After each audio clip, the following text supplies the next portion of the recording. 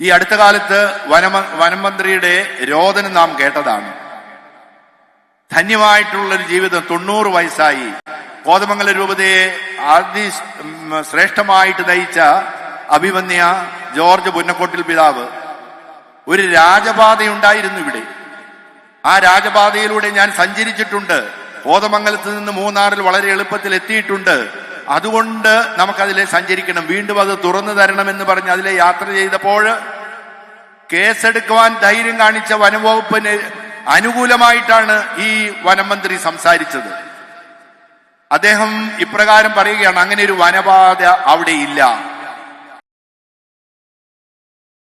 കണ്ണില്ലാത്തത് പുന്നക്കോട്ടി പിതാവിനാണോ വനം മന്ത്രിക്കാണോ? പ്രായം കൂടുതൽ പുന്നക്കോട്ടി പിതാവിനാണെങ്കിലും കണ്ണില്ലാത്തത് വനം മന്ത്രിക്കാണെന്ന് തന്നെ നമുക്ക് കൃത്യമായിട്ട് പറയുവാൻ സാധിക്കും. അതുകൊണ്ട് നമുക്ക് കർഷകര് നേരിടുന്ന പ്രതിസന്ധികളോട് അനുകൂലമായൊരു സമീപനം ഇന്ന് വരെ വനം മന്ത്രി ഒരു പ്രസ്താവനയിലൂടെയും പ്രതികരിച്ചിട്ടില്ല. പ്രത്യുത അദ്ദേഹത്തിന്റെ തെറ്റായിട്ടുള്ള പ്രതികരണങ്ങൾക്കെതിരെ നാം പ്രവർത്തിക്കുമ്പോൾ നമുക്കെതിരെ ശബ്ദമുയർത്തുകയാണ് വനം മന്ത്രി.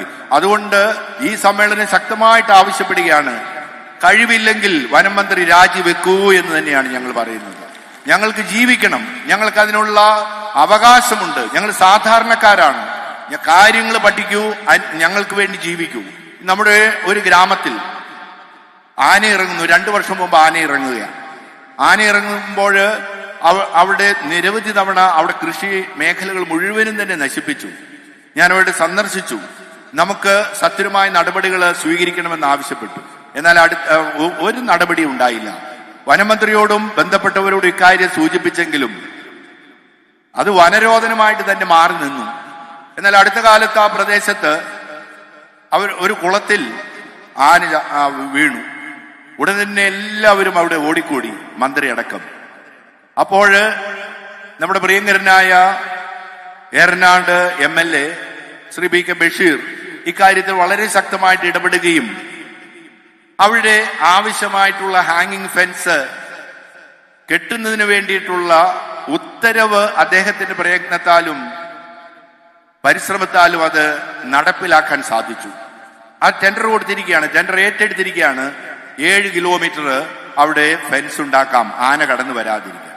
ഈ വനം മന്ത്രിയോടൊരു ചോദ്യം നമുക്കിതാണ്. 2 വർഷം മുമ്പ് ആന നമ്മുടെ പ്രദേശത്തേക്ക് ഇറങ്ങിയപ്പോൾ, വിള നശിപ്പിച്ചപ്പോൾ, ഞങ്ങൾ പരാതി പറഞ്ഞപ്പോൾ എന്തുകൊണ്ട് അങ്ങയുടെ കണ്ണ് തുറന്നില്ല? അതുകൊണ്ടാണ് അദ്ദേഹത്തിന് കണ്ണില്ല എന്ന് ഞാൻ പറഞ്ഞത്. യഥാർത്ഥത്തിൽ അദ്ദേഹത്തിന് ആന്തരികമായ നേത്രങ്ങളില്ല. ആരോ പറയുന്ന എഴുതി കൊടുക്കുന്ന നിയമങ്ങൾക്ക് ഒപ്പിട്ടതാണ് ഈ അടുത്ത കാലത്ത് വനനിയമം പാസാക്കുവാൻ പരിശ്രമിച്ചതും അതിനെ നാം കടുത്ത യുദ്ധത്തിലൂടെ തോൽപ്പിച്ചതും. അത് നമുക്ക് നൽകുന്ന വലിയൊരു മാതൃകയാണ്. പ്രിയപ്പെട്ടവരെ, നമുക്ക് ഒരുമിച്ച് ചേരുമ്പോൾ ഈ വനം നിയമത്തിനെതിരെ പോരാടണം. നമ്മുടെ പിതാമഹന്മാർ ഇവിടെ കടന്നു വന്നിട്ട് നമുക്ക് ഈ വന്യമൃഗങ്ങൾക്കെതിരെ പോരാടി തന്നെയാണ് വിജയം വരിച്ചത്. ഇനിയും നമ്മൾ പോരാടും, ഇതിനെ തോൽപ്പിക്കുമെന്ന ഒരു പ്രതിജ്ഞയാണ് ഈ അവസരത്തിൽ നാം ഒന്നുചേർന്ന് എടുക്കേണ്ടത്. നമുക്കതിന് കഴിയും, അതിന് കരുത്തുണ്ട്. നമുക്കതിനൊരു മാതൃക നൽകിയ വലിയ ഒരു പഴയ തലമുറ ഇവിടെയുണ്ട്. അതുകൊണ്ട് നാം ഒരിക്കലും കീഴടങ്ങാതെ ഒരുമിച്ച് നിന്ന് അതിനുവേണ്ടി പോരാടണം. മറ്റ് സാമൂഹികമായിട്ടുള്ള അവകാശങ്ങള്, JB കോശി കമ്മീഷൻ റിപ്പോർട്ട്, അതേക്കുറിച്ചെല്ലാം സൂചിപ്പിച്ച് ഞാൻ വീണ്ടും അത് ആവർത്തിക്കുന്നില്ല. നമുക്ക് സർക്കാരിനോട് ചോദിക്കാൻ, ശ്രീ പിണറായി സർക്കാരിനോട് ചോദിക്കാൻ ഒറ്റ ചോദ്യമേ ഉള്ളൂ. അങ്ങ് എന്തുകൊണ്ട് ഈ റിപ്പോർട്ട് പൂഴ്ത്തിവെക്കുന്നു? അതൊന്ന് മാത്രം പറഞ്ഞാൽ മതി. റിപ്പോർട്ട് പുറത്തുവിട്ടില്ലെങ്കിലും കുഴപ്പമില്ല. എന്തുകൊണ്ട് ഇത് പൂഴ്ത്തിവെക്കുന്നു എന്ന് ഞങ്ങളോട് ഒന്ന് ദയവ് ചെയ്ത് അങ്ങ് പറയണമെന്നാണ് ഞങ്ങളുടെ അഭ്യർത്ഥന. അതിന് പിന്നിൽ എന്തെങ്കിലും ഉണ്ടാകുമല്ലോ അങ്ങേക്ക് പറയാൻ. ഞങ്ങളുടെ അവകാശങ്ങൾക്ക് വേണ്ടി ഞങ്ങൾ അങ്ങ് എത്ര തമസ്കരിച്ചാലും ഞങ്ങൾ നിശബ്ദരായിരിക്കുമെന്ന് വിചാരിക്കേണ്ട. ശക്തമായിട്ടുള്ള ഈ ജനത പോരാടുക തന്നെ ചെയ്യും. പോരാട്ട വീര്യം ഹൃദയത്തിൽ സ്വന്തമാക്കിയിട്ടുള്ള ഒരു കുടിയേറ്റ ജനതയാണ് ഇവിടെയുള്ളതെന്ന് അങ്ങ് വിസ്മരിക്കരുതെന്ന് ഞാൻ പ്രത്യേകമായി ഈ അവസരത്തിൽ അങ്ങയോട് അഭ്യർത്ഥിക്കുകയാണ്.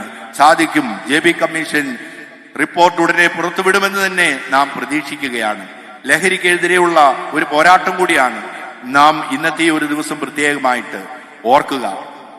ലഹരിക്കെതിരെ ഞങ്ങൾ എന്നും പോരാടുമെന്ന് പറഞ്ഞു വാഗ്ദാനം ചെയ്തുകൊണ്ട്, പ്രകടന പത്രികയിൽ വാഗ്ദാനം ചെയ്തുകൊണ്ട് അധികാരത്തിലെത്തിയ ഈ സർക്കാർ ഓരോ ഗ്രാമത്തിലും പുതിയ ഷാപ്പുകൾ തുറന്നുകൊണ്ട് മയക്കുമരുന്നുകളുടെ വിൽപ്പന യഥേഷ്ടം വ്യാപിപ്പിക്കുവാനുള്ള സൗകര്യം ചെയ്തുകൊണ്ട് പ്രവർത്തിക്കുമ്പോൾ എങ്ങനെ ലഹരിക്കെതിരെ പോരാടാൻ നമുക്ക് സാധിക്കും? എങ്കിലും നമുക്ക് കഴിയും. നമുക്കതിനെല്ലാം പോരാടിയ ഒരു തലമുറ നമുക്കൂടെ ഉണ്ട്. നമുക്ക് ധീരതയോടുകൂടി ലഹരിക്കെതിരെ പോരാടാൻ നമുക്ക് സാധിക്കും. നമുക്ക് മറ്റുള്ള ഓരോ വിഷയവും ഞാനിവിടെ എടുത്തു പറയുന്നില്ല. നമുക്ക് ഒരുമിച്ച് നിന്ന് ധീരതയോടുകൂടെ പോരാടിയാൽ ഇനി വിജയം വരിക്കുവാൻ നമുക്ക് കഴിയും. നമുക്കതിന് സാധിച്ചിട്ടുണ്ട്, ഇനിയും നമുക്കതിന് കഴിയും. നമ്മുടെ അഭിമന്യനായ പാമ്പ്ളാനി പിതാവ് നമ്മോടൊപ്പം ചേർന്നത് തന്നെ എത്രയോ വലിയൊരു ഭാഗ്യമാണ്. ഈ അതിരൂപതയ്ക്ക് ശക്തമായ നേതൃത്വം നൽകുന്ന വലിയൊരു വ്യക്തിത്വമാണ് അദ്ദേഹം. നമ്മളോട് സംസാരിക്കും. അദ്ദേഹത്തിന്റെ നേതൃത്വത്തിൽ ആ ചുവടുകൾ പിഞ്ചെന്നുകൊണ്ട് നമുക്ക് ധീരതയോടുകൂടെ പ്രവർത്തിക്കാം. റബ്ബറിനൊരു 300 രൂപ വർദ്ധിപ്പിച്ചാൽ, വില നൽകിയാൽ ഞങ്ങൾ ഏത് ഗവൺമെന്റിന്റെ കൂടെ ഉണ്ടാകുമെന്ന് ധീരതയോടെ പറഞ്ഞ വ്യക്തിത്വം. അദ്ദേഹം വളരെയധികം വിമർശനങ്ങൾ ഏറ്റെടുത്തു. അദ്ദേഹത്തിന് വ്യക്തിപരമായിട്ടൊരു ആവശ്യമല്ലല്ലോ, നമുക്ക് വേണ്ടിയാണ് അദ്ദേഹം ശബ്ദമുയർത്തിയത്. ആ ഒരു നിലപാടാണ് നമുക്ക് എല്ലാവർക്കും എന്നുള്ളത്. ഞങ്ങൾക്ക് രാഷ്ട്രീയ പാർട്ടികളൊന്നും പ്രശ്നമല്ല. അതിനപ്പുറത്ത് ഞങ്ങളുടെ അവകാശങ്ങൾക്ക് വേണ്ടി ആര് നിൽക്കുന്നു അവരോടൊപ്പം നമ്മൾ പോരാടും എന്നുള്ള വലിയൊരു സന്ദേശം അദ്ദേഹം തന്റെ വാക്കുകളിലൂടെയും പ്രവർത്തനങ്ങളിലൂടെയും ജീവിതത്തിലൂടെയും നൽകുന്നുണ്ട്. അദ്ദേഹത്തിന്റെ വാക്കുകളെ നമുക്ക് ശ്രവിക്കാം. നമ്മോടൊപ്പം പോരാടാൻ നാം ഒറ്റയ്ക്കല്ല.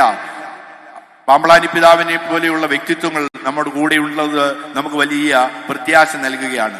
ഈ മലയോര പ്രദേശങ്ങള് ദൈവം നമുക്കായിട്ട് തുറന്നു തന്നെങ്കിൽ തീർച്ചയായിട്ടും അതിനെ സംരക്ഷിക്കുന്നതിനും ദൈവം നമ്മുടെ കൂടെ ഉണ്ടാകുമെന്നുള്ള ഒരു പ്രത്യാശ കൂടി ഈ പ്രത്യാശയുടെ ജൂബിലി വർഷത്തിൽ നമ്മുടെ ഹൃദയത്തിൽ സൂക്ഷിക്കാം. ഇതിന് പിന്നിൽ പ്രവർത്തിച്ച എല്ലാവരെയും ഒരിക്കൽ കൂടി അഭിനന്ദിച്ചുകൊണ്ട് പ്രബുദ്ധരാകുക, സംഘടിക്കുക, പോരാടുക എന്ന ശ്രീ അംബേദ്കറുടെ വാക്കുകള് ഹൃദയത്തിൽ സൂക്ഷിക്കണമെന്ന് ഞാൻ ആഹ്വാനം ചെയ്തുകൊണ്ട് നിർത്തുന്നു. നമുക്ക് പ്രബുദ്ധരാകാം, സംഘടിക്കാം, പോരാടാം. ജയ് ക്രൈസ്റ്റ്.